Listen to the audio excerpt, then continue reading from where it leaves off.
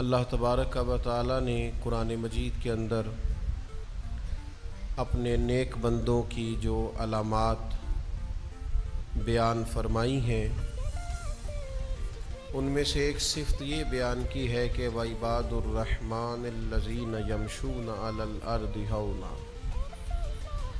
فرمایا رحمان کے بندے زمین پر آہستگی سے چلتے، وزادار انداز ہوتا ہے ان کے چلنے کا، ان کے لب و لہجے سے اور ان کے انداز گفتار و رفتار سے غیر سنجیدگی کبھی بھی نہیں ٹپکتی، وہ سنجیدہ طرز زندگی کے قائل ہوتے ہیں، وقار، روب، ہیبت، یہ اللہ کے بندوں کی شان ہوتی ہے۔ میں اور آپ جس معاشرے میں وقت گزار رہے ہیں اس میں ہم دیکھتے ہیں کہ آہستہ آہستہ غیر سنجیدگی بڑھتی چلی جا رہی ہے۔ ہر آدمی کو لطیفے سنانے کا شوق ہے، الا ماشاء اللہ۔ اپنی طرف متوجہ کرنے کے لیے لوگ ایسی گفتگو بھی کرتے ہیں جو ان کی شخصیت کے ساتھ میچ نہیں کرتی۔ نتیجہ یہ نکلتا ہے کہ ان کی باتیں ہلکی ہو جاتی ہیں، جملے بے وزن ہو جاتے ہیں، شخصی وقار آہستہ آہستہ کمزور پڑ جاتا ہے۔ اس کا نقصان یہ ہوتا ہے کہ جن لوگوں کی تربیت اس کے ذمے ہوتی ہے، جن لوگوں کی ٹریننگ کرنا اور جن لوگوں کے اوپر نگرانی کرنا اس کے ذمے ہوتا ہے، وہ ساری شخصیات اور وہ سارے لوگ خاص کمزوری کا شکار ہونے لگ جاتے ہیں۔ آپ دیکھیے نا کہ اگر باپ کا وقار ہی نہ ہو، اس کا کوئی ڈر اور کوئی روب ہی نہ ہو، اور والد سے کوئی شخص کسی طرح سے حیا ہی نہ کرے، محبت اپنی جگہ پہ، لاڈ پیار اپنی جگہ پہ، لیکن اگر آپ کی کوئی شخصی وجاہت ہی نہیں ہے تو اس کا لازمی طور پر نتیجہ یہ نکلتا ہے کہ جن لوگوں نے جن اولاد نے جو بعض کام اپنے والد کے ڈر کی وجہ سے چھوڑنے ہوتے ہیں، وہ کام وہ نہیں چھوڑتے، کیونکہ کوئی وقار ہی نہیں ہے، کوئی وزاداری نہیں ہے، کوئی لب و لہجے میں سنجیدگی نہیں ہے۔ اسی طرح کا معاملہ استاد کے ساتھ ہے۔ اگر استاد اپنا وقار ہی قائم نہ رکھے، اپنے اور شاگرد کے درمیان مناسب فاصلہ ہی نہ رکھے، وہ ساری گفتگو اور وہ ساری باتیں جو اسے اپنے بے تکلف دوستوں کے ساتھ بھی پورے طور پر نہیں کرنی چاہیے، وہ ساری باتیں وہ اپنے شاگردوں کے سامنے کھول دے، تو اس کا کوئی وقار قائم نہیں رہے گا، کوئی سنجیدگی اس کی باقی نہیں رہے گی۔ یہی حال ایک شیخ کا ہے، اس کا مناسب فاصلہ ہونا چاہیے مریدوں سے، کیونکہ اگر وہ اس کا احترام ہی نہیں کریں گے، اگر وہ اس وزاداری کے ساتھ اسے قبول ہی نہیں کریں گے تو اس سے تربیت اور فیض کیسے پائیں گے؟ تو وقار کا ہونا، شخصی وجاہت کا ہونا، اس طرح کا کوئی کام نہ کیا جائے جس سے شخصیت رسوا ہو جائے، کمزور پڑ جائے، جس سے انسان کی وزاداری کو ٹھیس پہنچے۔ امام طبرانی حدیث لائے ہیں، نبی پاک صلی اللہ تعالی علیہ وسلم نے فرمایا کہ جو بلا وجہ اپنے آپ کو ذلت والی جگہ پر پیش کرے، حضور فرماتے ہیں وہ ہم میں سے نہیں ہے۔ بغیر کسی ضرورت کے تو نے اپنے آپ کو رسوا کیا، رسوائی والے مقام پہ کھڑا کیا۔ اور یہ بھی یاد رکھیے گا کہ شرافت اور بزدلی میں بھی فرق ہوتا ہے۔ ملنسار اور ہوتا ہے لیکن اپنے آپ کو رسوا کر دینے والا اور ہوتا ہے۔ آپ درگزر کریں، 100 دفعہ کریں، لیکن تکبر کرنے والا، غرور کرنے والا اور اپنے مزاج میں سختی رکھنے والا، تکبر کرنے والے کے سامنے ڈٹ کے رہنا، یہی عاجزی ہے۔ ہاں، عرب کے کفار مسلمانوں کے خلاف اپنے آپ کو بہت بڑی جمعیت سمجھتے تھے، تو اللہ کے رسول نے مسلمانوں کو یہ تعلیم دی صلی اللہ تعالی وسلم کہ جب تم طواف کعبہ کرو گے تو تم 3 چکروں میں ذرا اکڑ اکڑ کے چلو گے، ان کو پتہ چلے کہ مسلمان کوئی اس طرح کا معاملہ نہیں ہے۔ آپ محبت کرنے والوں کے لیے پوری طور پر عاجزی کریں، لیکن اگر کوئی شخص ضد کرے پھر اسے کہیں کہ سونے اسی تے آپ بڑے ضدی ہیں، پھر آپ کے لب و لہجے کے اندر کمزوری دکھانا، آپ نے رسوا کیا اپنے آپ کو، آپ نے کمزوری دکھائی ہے۔ آپ کمزوری نہیں دکھائیں، آپ اپنے آپ کو رسوا نہیں کریں، آپ کے اندر ایک خاص قسم کی ہیبت ہونی چاہیے، ایک وزاداری ہونی چاہیے، ایک اٹھنا بیٹھنا ہونا چاہیے، ایک لب و لہجہ ہونا چاہیے، ایک انداز ہونا چاہیے۔ کچھ لوگوں کا بالکل وقار ختم ہو جاتا ہے، اس کی 2-3 وجوہات ہوتی ہیں۔ ایک تو بہت باتیں کرنے والے کا کوئی وقار نہیں ہوتا، ایک جو لوگ غیر سنجیدگی دکھاتے ہیں زندگی میں، ہر معاملے میں مشورہ دینا، جہاں بنتا نہیں وہاں بھی دینا، ان لوگوں کا کوئی وقار نہیں رہتا۔ ایک جو لوگ حریص ہوتے ہیں، لالچی ہوتے ہیں، ان کا کوئی وقار نہیں ہوتا۔ ایک وہ لوگ جو بخیل ہوتے ہیں، کنجوس، جس طرح لالچی کا کوئی وقار نہیں ہوتا، اس طرح کنجوس کی بھی کوئی عزت نہیں ہوتی، بخیل کا بھی دنیا میں کوئی وقار نہیں ہوتا۔ اسی طریقے سے جو آدمی اپنا منصب نہ پہچانے، بچپن کی گفتگو اور ہوتی ہے، جوانی کا لہجہ اور ہوتا ہے، بڑھاپے کا انداز اور ہوتا ہے، شاگرد کا انداز اور ہے، جب آپ مسند تدریس پر ہیں تو پھر انداز اور ہے۔ جب آپ اپنے منصب کو ہی نہ پہچانے تو آپ کا کبھی کوئی وقار بن سکتا؟ اگر آپ پہچانے تو صحیح۔ اب کسی نے کہا تھا ظاہر کوے جنا آہستہ چل، تو اپنی شان تو دیکھ، تو مدینے آیا ہوا ہے، وہ دیکھ آیا ہے کہاں، آہستہ چل۔ آپ اپنا منصب تو پہچانے، آپ کہاں ہیں۔ اگر آپ اپنا منصب نہیں پہچانتے، مجھے بڑی اچھی طرح بات یاد ہے، ایک جگہ ہم لوگ بیٹھے تھے تو ایک بزرگ نے ایک بچے کو مذاق کیا، اور وہ ذرا ان کی شخصیت کے مطابق نہیں تھا، اور وہ گفتگو بھی ایسی تھی کہ جو مطلب لوز گفتگو تھی، وہ چاہیے نہیں تھا کہ وہ شخص ایسی بات کرتا۔ اس بچے کو ان لفظوں سے مذاق کیا، پھر جو اس بچے نے رد عمل دیا وہ اس سے بھی زیادہ برا تھا۔ تو بزرگ کہنے لگے تجھے تمیز نہیں ہے، تو جواب کیا دے رہا ہے؟ میں نے ان سے کہا اب ناراض تو ہو گئے ہیں، لیکن شروعات کس نے کی تھی؟ یہ اینٹ کس نے رکھی تھی؟ جی میری تو طبیعت ایسی ہے۔ تو میں نے کہا پھر آج آپ کو آپ کی طبیعت کا جواب مل رہا ہے تو قبول فرمائیے۔ آپ کا وقار ختم ہوگا۔ اور باوقار لوگ کون ہوتے ہیں؟ کم گفتگو کرنا، جو اللہ نے گھر دیا اس پہ راضی رہنا۔ بعض لوگوں کا مزاج یہ ہے کہ وفادار ہے، جو اللہ نے دیا اس پر راضی ہے، کوئی ہرس نہیں کوئی۔ اور ایک اور بات بھی، محنتی بندہ وفادار ہوتا ہے، باوقار ہوتا ہے۔ جو فارغ پھرتے ہیں نا، دوسروں کے سہارے جیتے ہیں، وہ وفادار نہیں ہوتے۔ محنت کرنے والا، مشقت کرنے والا آدمی وہ باوقار ہوتا ہے۔ آپ یہ انداز دیکھیے نا، نبی کریم صلی اللہ تعالی علیہ وسلم ہمیشہ سادہ لباس پہنتے تھے، سادہ غذا کھاتے تھے، زمین پر بیٹھنا پسند کرتے تھے، معاف کرنا سرکار کا مبارک طریقہ تھا، لیکن وقار اتنا زیادہ تھا کہ صحابہ فرماتے ہیں کہ روب اتنا تھا سرکار کا کہ جو اچانک دیکھتا تھا نا وہ مروب ہو جاتا تھا، اس پر روب طاری ہو جاتا۔ لوگ اچانک دیکھتے تو کانپنے لگتے۔ اور نبی پاک علیہ السلام فرماتے میرے رب نے میری روب کے ساتھ مدد کی ہے۔ فرمایا ابھی میں 1 مہینہ دور ہوتا ہوں تو میرا دشمن مجھ سے ڈر رہا ہوتا ہے۔ 1 مہینہ لگے گا دشمن تک پہنچنے میں، 1 مہینے کا سفر ہے ابھی، تو مہینہ پہلے میرا دشمن مجھ سے کانپ رہا ہوتا ہے، کیوں کہ میرے رب نے روب کے ساتھ میری مدد فرمائی۔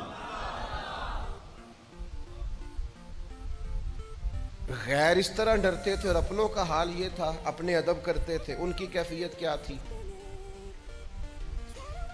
کہ صحابہ فرماتے ہیں ہم حضور کی بارگاہ میں یوں بیٹھتے تھے جیسے ہمارے سروں پہ پرندے بیٹھے۔ فرماتے تھے کہ پرندہ بیٹھا ایسے ذرا ہلے تو اڑ جائے گا، فرماتے ہیں سوائے سیدنا صدیق اکبر کے اور جناب عمر فاروق کے کسی کی جرت ہی نہیں ہوتی تھی نبی پاک سے کلام کر سکے. خود مولا علی شیر خدا جو پلے ہی آغوش نبوت میں ہے, جو رہے ہی کاشونہ نور میں ہے, حضرت مولا علی رضی اللہ تعالیٰ عنہ فرماتے ہیں مجھے نبی پاک سے کوئی سوال کرنا ہوتا تھا نا, حالانکہ سرکار تو بیٹھے ہیں مسجد شریف میں, بالکل عام زمین پہ چٹائی پہ تشریف فرمائے, تو فرماتے مجھے کوئی سوال کرنا ہوتا تھا تو مہینوں لگ جاتے تھے, میں نبی پاک سے پوچھتا نہیں تھا, مجھے حیا تھی, روب طاری ہوتا تھا, میں حضور سے پوچھوں. یہ سرکار کا روب دبدبا. اعلیٰ حضرت فرماتے ہیں تیرے آگے ہیں یوں دبے لچے فصحا عرب کے بڑے بڑے, کوئی جانے منہ میں زبان نہیں اور نہیں بلکہ جسم میں جان نہیں, اور کروں تیرے نام پہ جان فدا, نہ بس ایک جان دو جہاں فدا, میرا دو جہاں سے بھی نہیں جی بھرا, میں کروں کیا کروڑوں جہاں نہیں. تو حضور کا دبدبا, نبی پاک کی وجاہت, سرور کائنات علیہ السلام کا روب اپنے مزاج میں شخصی وجاہت پیدا کریں.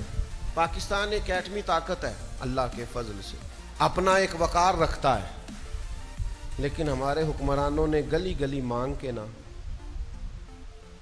پہلی اسلامی ایٹمی پاور ہے پاکستان, لوگ ڈرتے ہیں, لیکن وہ اپنے مزاج سے وزاداری ختم کر کے, آپ یقین کریں کہ میں ملک سے باہر مجھے جانا تھا تو میں وہاں اپنے کاغذات امبیسی سے جمع کرا کے واپس لوٹ رہا تھا, تو مجھے بڑے سیانے لوگ وہاں ملے اور امیر گرو, تو مجھے کہنے لگے کہ کوئی وظیفہ بتائیں باہر کا ویزا لگ جائے. میں نے کہا ساری کتابیں پڑھی ہیں, باہر جانے والا وظیفہ ہی کوئی نہیں کتاب آئے, ان کو تو دسیے کوئی وظیفہ ہے ہی نہیں ایسا. آپ کیوں اتنے, یہ 2024 میں 7 لاکھ پاکستانی ملک چھوڑ کے چلا گیا, اتنے کمزور بننے کی کیا ضرورت ہے؟ آپ اتنے کمزور نہ بنیں, اپنا وقار نہیں گڑبڑ کریں, آپ ترسے نہیں, آپ کا لہجہ اس طرح کا نہیں ہونا چاہیے کہ اس کے اندر کمزوری ہو. خدا جانے بلندی ہے کہ پستی پر جہاں میں ہوں وہاں کوئی نہیں ہے. آپ اللہ کی رضا پہ راضی ہو, اپنے آپ کو وزادار رکھیں, اپنی شخصی لب و لہجے کو, مٹھاس کو ہمیشہ قائم رکھیں. آپ کا وقار کبھی بھی خراب نہیں ہونا چاہیے, وزاداری کے اندر کبھی بھی کمی. کچھ لوگ ہمارے پاس لے کے آ جاتے ہیں کہ یہ بندہ کلپ میں یہ بات کر رہا ہے تو آپ اس کا جواب دے, تو میں کہتا ہوں اس کا سٹیٹس ہی نہیں ہے, ہم اس کے ساتھ بات کریں. یار کو مطلب دشمن بھی تو بندے دا پتر ہونا چاہیے نا. آپ ہر ایک سے دشمنی ہماری سے بنتی ہے, شکست کھائے کسی سے تو شرم سے پانی پانی ہو, اور دعا کرو کہ دشمن بھی خاندانی ہو. اب بندہ مقابل, اس کو بندہ اپنا مقابل سمجھ لے, یہ ہمارا سٹیٹس نہیں ہے. آپ کی وزاداری کے خلاف آپ کا ایک شخصی وقار ہونا چاہیے, آپ اس وقار کو سمجھیں. تو یاد رکھیے گا کہ کبھی بھی آپ اپنی شخصی وقار کو گڑبڑ نہیں ہونے دیں گے, آپ اپنی وزاداری کو قائم رکھیں. آپ کے لب و لہجے میں یعنی بھوک برداشت کرنے کی عادت ہونی چاہیے, غریبی میں جینے کا مزہ ہونا چاہیے. آپ کو جس مقام پہ رب نے رکھا ہے اس مقام پر آپ کے اندر بردباری, تحمل, صبر ہونا چاہیے. آپ کے اندر وہ ساری چیزیں ہونی چاہیے جو آپ کی شخصیت کو, اور اگر آپ یہ نہیں کریں گے آپ کا وقار خراب ہو جائے گا. آپ کی وزاداری قائم رہنی چاہیے. آپ تھوڑا حوصلہ کریں, آپ تھوڑا اپنے اندر وہ چیز پیدا کریں جو ایک مومن کی شان ہے. حضرت حسن بصری رحمت اللہ علیہ فرمایا کرتے تھے کہ وقار تو ایمان کا حصہ ہے, شخصی وقار یہ ایمان کا حصہ ہے مومن کا اپنا. کیوں؟ اس لیے کہ نبی پاک علیہ السلام نے بیت اللہ شریف میں کھڑے ہو کے خانہ کعبہ کو دیکھ کے فرمایا تھا کعبے تیری بڑی شان ہے پر میرے مومن کی شان کعبے سے بھی زیادہ ہے. یہ ترمذی میں حدیث موجود. تو جب آپ کا اتنا بڑا وقار اور سٹیٹس ہے تو پھر آپ کو نہیں چاہیے کہ آپ اپنے آپ کو ذلت اور رسوائی کی جگہ پہ کھڑا کریں, آپ جان بوجھ کے اپنے آپ کو کمزور کریں. آپ اپنے لب و لہجے کے اندر ایسا کچھ بھی نہ پیدا کریں جس سے محسوس ہو کہ اللہ نے جو آپ کو شخصی عزت دی ہے, جو وقار دیا, وہ وقار کمزور پڑ گیا ہے. یہ کام نہ کریں. اللہ تعالیٰ نے رسول اللہ صلی اللہ تعالیٰ علیہ وسلم کو بڑا ہی وقار عطا فرمایا. حضور کو اللہ نے بڑی شان عطا فرمائی.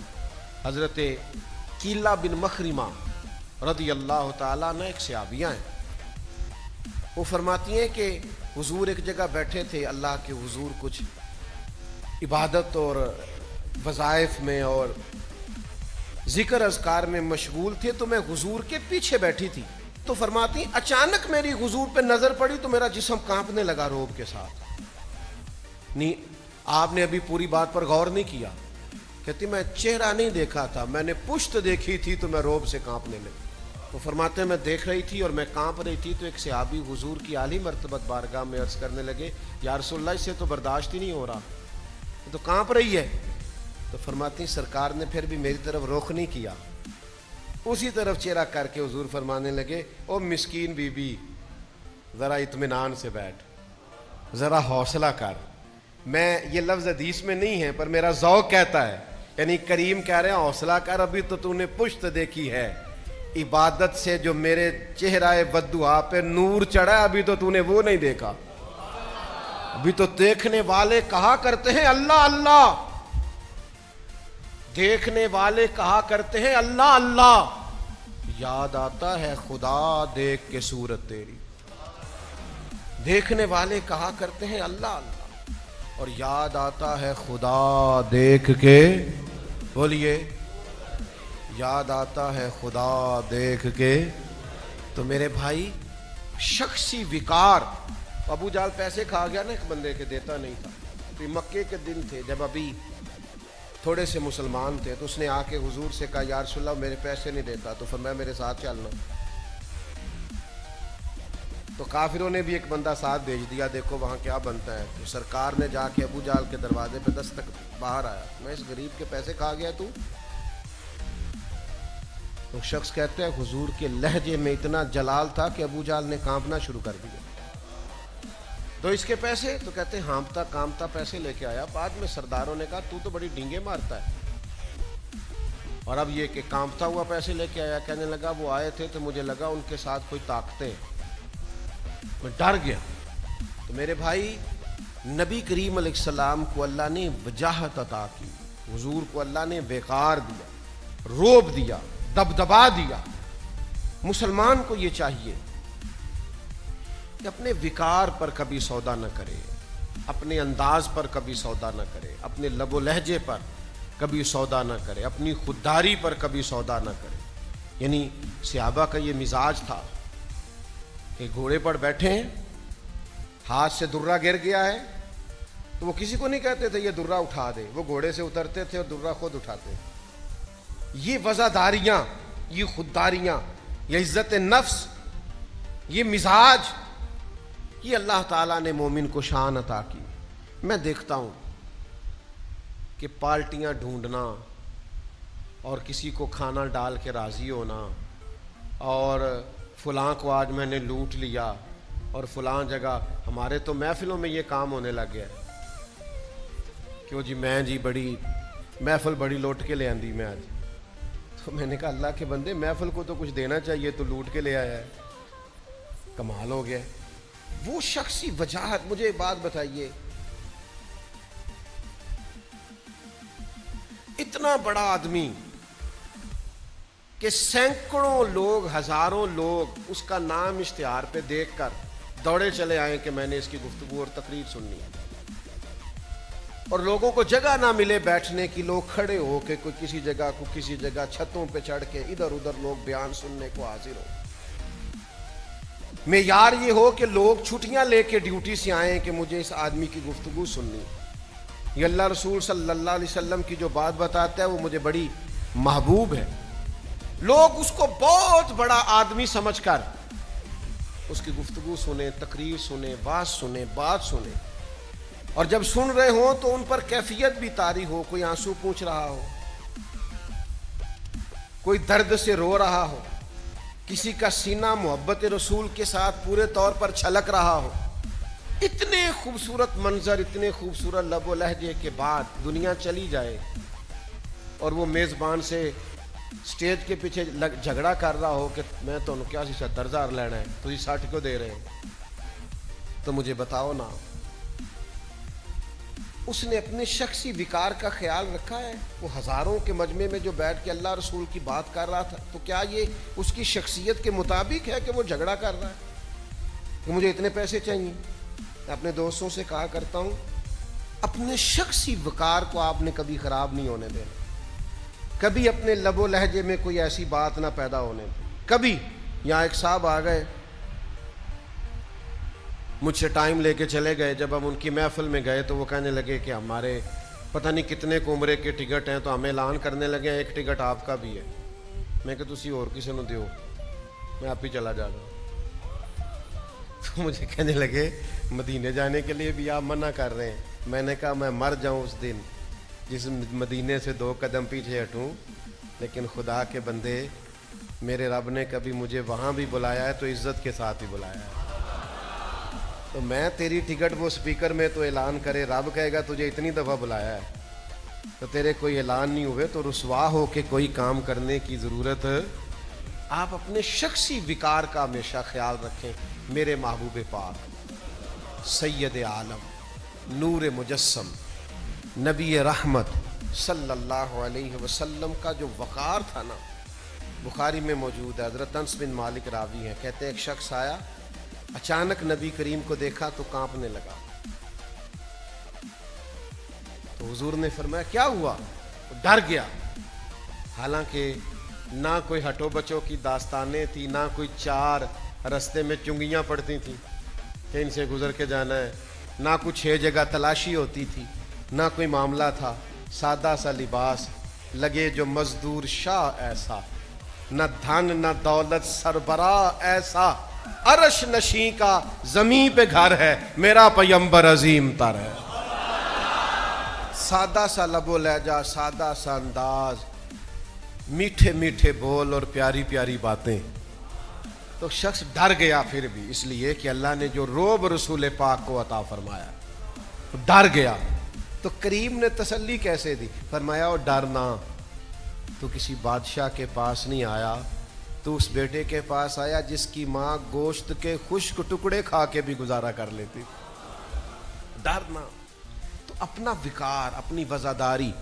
اب میں ایک بات آخر میں ان لوگوں سے بھی عرض کروں گا جن کا باوقار لوگوں سے تعلق ہے. استاد باوقار ہوتا ہے, شیخ باوقار ہوتا ہے, جس کے بال سفید ہوں وہ بندہ باوقار ہوتا ہے, والد سب سے بڑھ کر باوقار ہوتا ہے. باوقار آدمی کا وقار ہمیشہ قائم رکھیں. کبھی بھی ان لوگوں کی عزت میں فرق نہ آنے دیں. اگر کبھی وہ سخت لہجے میں بات کریں بھی تو آپ یہ سمجھ لیں کہ وہ باوقار ہیں, ان کو اجازت ہے بات کرنے کی, لیکن ہمیں یہی حکم ہے کہ ہم اف بھی کر سکتے نہیں. اگر کبھی بزرگوں نے کوئی ایسی بات کر بھی تو ہم نے ان کے وقار کو قائم رکھنا ہے. وہ کیسے؟ والد کا کبھی شکوہ نہ کریں, استاد کا کبھی شکوہ نہ کریں, مرشد کا کبھی شکوہ, محبوباں تے نکتہ چینی کرن تو جیڑا باز نہیں آوندا, اصل منافق جانو اس نو جھوٹا پیار جتاوندا. سانو دسیا ہے عشق دے مفتی جیڑا مڑ مڑ کے فرماوندا ہے آزم جتھے دل لگ جاوے اوتھے عیب نظر نہیں آوندا. آزم جتھے دل لگ جاوے اوتھے عیب نظر. جو لوگ عزت والے ہیں ان کی عزت میں کبھی کمی نہ کریں, ان کے وقار کے مطابق ان سے کلام کریں, ان کی عزت کے مطابق ان کے ساتھ گفتگو کریں. ہاں, اپنے آپ کو رسوائی والی جگہ پیش نہ کریں, اپنے آپ کو خود سے کبھی کمزوری نہ دکھائیں, لیکن باعزت لوگوں کو عزت دیں. حضرت سعد بن معاذ آئے تھے, خود نبی کریم نے فرمایا اٹھ کے کھڑے ہو جاؤ تمہارا سردار ہے. حضور نے ان کے لیے لوگوں کو کھڑا کیا, فرمایا اس کا اکرام کرو, اس لیے کہ یہ تمہارا بڑا ہے, ہمارا سردار ہے, اٹھ کے کھڑے ہو جاؤ. تو باعزت آدمی کو ہمیشہ عزت دیں, اس کے لیے ہمیشہ اکرام کریں, محسنوں کا ہمیشہ خیال کریں. اللہ تعالیٰ کے حضور دعا ہے اللہ کریم سمجھنے کی توفیق دے.